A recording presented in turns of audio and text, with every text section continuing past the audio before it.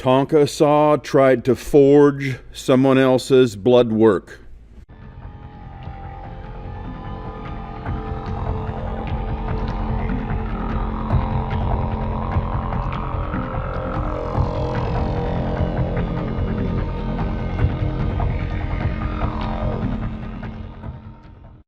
Okay, when it came out about all the bullshit that Tonka saw was trying to pull in the days leading up to the fight, with the name change and all that bullshit, only one scenario seemed to make any sense.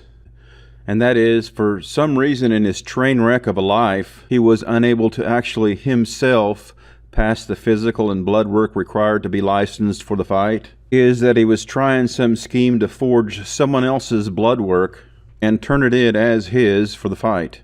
Now, if you look at the licensing requirements for kickboxing and MMA in Tennessee, you have to turn in blood work free of HIV, hepatitis B or C.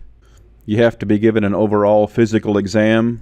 You have to turn in an eye exam by a licensed optometrist. And if you're over 35, you have to pass a neurological exam. Now, I figured this out on Thursday because with the name change, nothing else makes sense.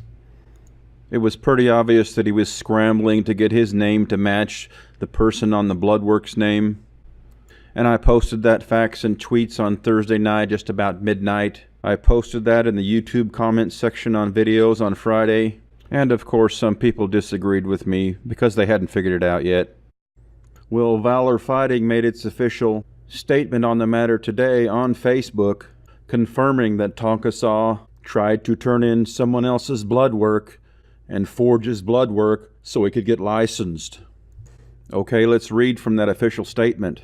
However, when Mr. Tonka Saw sent in his required blood work, it came with a different name and different photo ID than the one he signed his contract under. So apparently he was stupid enough to just blatantly send in someone else's blood work and think they're not going to notice, but they did notice. It reads further, we informed him that, unfortunately, the two names must match up, otherwise we could be responsible to any number of potential liabilities. Now, apparently, after they called him out for the different name on the blood work, he desperately scrambled around and tried to forge a legal name change, a name change date that matched the date of the physical exam, and tried to convince him that that was him after the name change taking the blood test. I'll read further. A number of days passed and Mr. Tonka Saw again returned the original contract with a new name that was sent in with the blood work and ID, along with the change of name form that was dated from the time of him sending his blood work to us. This raises quite a few number of red flags on our end. So they're obviously in for huge liabilities if they let someone fight who has HIV or hepatitis C and they spread that to another fighter. They could be looking at lawsuits that would put them under. So of course they're going to be pretty strict about these type of things. Well, anyway, without reading the whole thing, let's go down to the last part, which confirmed without a doubt that he tried to forge blood work by turning in someone else's blood work. Here's their statement.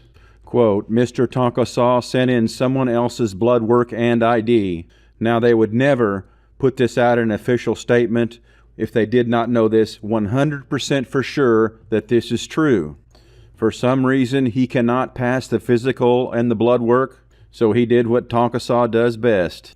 Try to lie, deceive, and try to forge his way into this fight, leaving a number of people and organizations at huge liability risks. I think it's safe to say that he could be in some legal trouble for this. I'm going to be releasing another video on Tonka Saw in the next few days that goes into this matter a little bit further, and I think you'll find it quite interesting. Thanks for watching. I was starting to meet some of the people, and there's this thing that happens when you start to meet people and you begin to hate them.